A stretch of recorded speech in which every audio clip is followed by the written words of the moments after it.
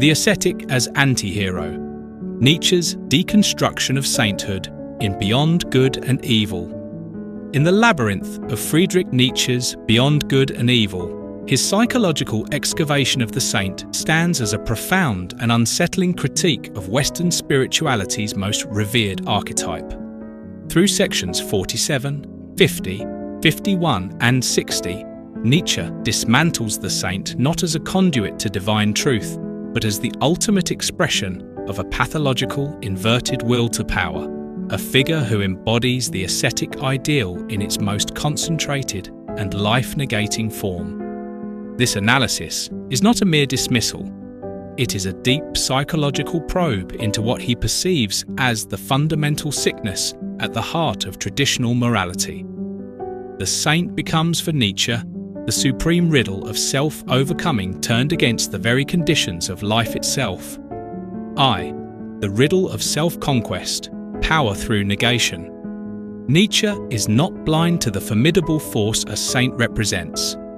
He is captivated by what he terms the riddle of self-conquest, the spectacle of a human being capable of a deliberate final renunciation. This is not weakness, but a terrifying kind of strength, a mastery so complete that it turns against its own master. The saint's denial of instinct, sexual, aggressive, possessive, is a monumental feat of the will.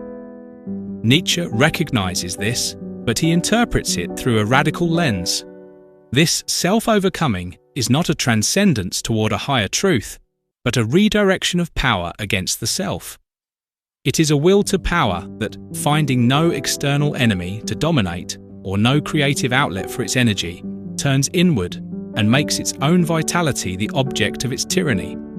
The saint, therefore, is a power type in a state of profound internal civil war, a commander who has declared war on his own army. 2. The transvaluation of values and the religious neurosis.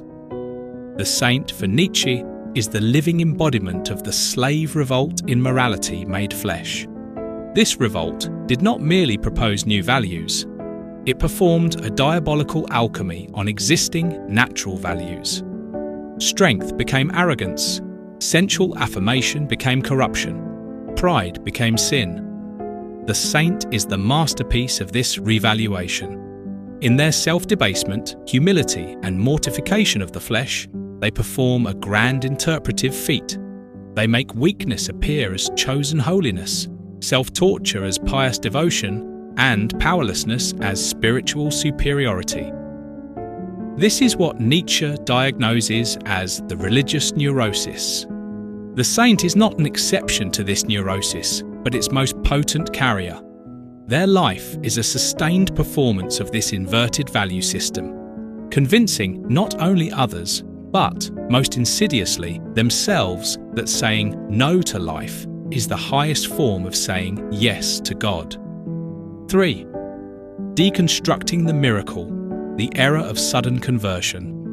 Nietzsche takes particular aim at the popular fascination with the saint's apparent miraculous transformation, the sudden turning of a sinner or a bad man into a saint.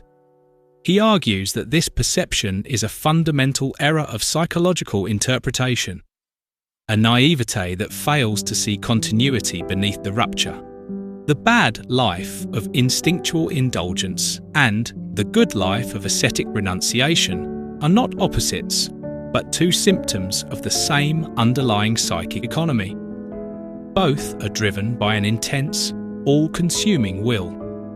The transition is not from one essence to another, but a strategic rechanneling of a fundamental drive. What the crowd sees as a divine miracle is, for the psychologist Nietzsche, merely the emergence of a latent type, the ascetic. The drama of conversion obscures the deeper, more subterranean consistency of a powerful will finding a new, albeit life-denying, mode of expression. 4. The ascetic ideal as the ultimate will to power in a vacuum. This brings us to the core of Nietzsche's thesis. The ascetic ideal itself is a form of the will to power. It is the will's final, most desperate strategy to mean something, to assert itself, even when the conditions for a healthy, outward-directed, life-affirming power have collapsed. The saint's tools, radical solitude, fasting, sexual abstinence, and prayer, are not merely denials. They are techniques of self-discipline, a rigorous regime through which the will asserts its sovereignty over a rebellious body and a chaotic world. When the world cannot be mastered, the self becomes the arena for mastery. Thus, the saint's life is a grand, tragic project, the erection of a domain of meaning and power through self-annihilation. It is the will's declaration that it would rather will nothingness than not will at all. In the saint, the will to power becomes anti-nature, positing a metaphysical realm, heaven, nirvana, as its goal precisely to justify its war on the earthly. The saint as the anti-natural and the opposition to life. Ultimately, Nietzsche's judgment is biological and philosophical, not merely psychological. The saint represents the anti-natural par excellence. Their ideal is constitutively hostile to the fundamental drives that sustain and enhance life: growth, reproduction, aggression, creation, and earthly joy. By branding these instincts as evil, the ascetic saint poisons the very wellspring of human vitality. They are not a spiritual paragon, but a sublimated form of nihilism, a no hammered into the flesh of existence. Their holiness is a monument to ressentiment, the bitterness of the weak turned into a metaphysical weapon against the strong and the healthy. In worshipping the saint, humanity, Nietzsche fears, has worshipped its own sickness, mistaking the symptom of declining life for its pinnacle. Conclusion: the phenomenon beyond good and evil. In summary, Nietzsche's interpretation in Beyond Good and Evil performs a complete transvaluation of the saint. The saint is demoted from spiritual exemplar to psychological case study, from divine intermediary to supreme embodiment of the ascetic ideal. They are a phenomenon of immense psychological complexity and willful intensity, but one whose power is directed toward a life-negating telos. They are the master of a morality that Nietzsche seeks to overcome, a morality that, in deifying weakness and denial, has undermined the potential for a higher, stronger, more life-affirming humanity.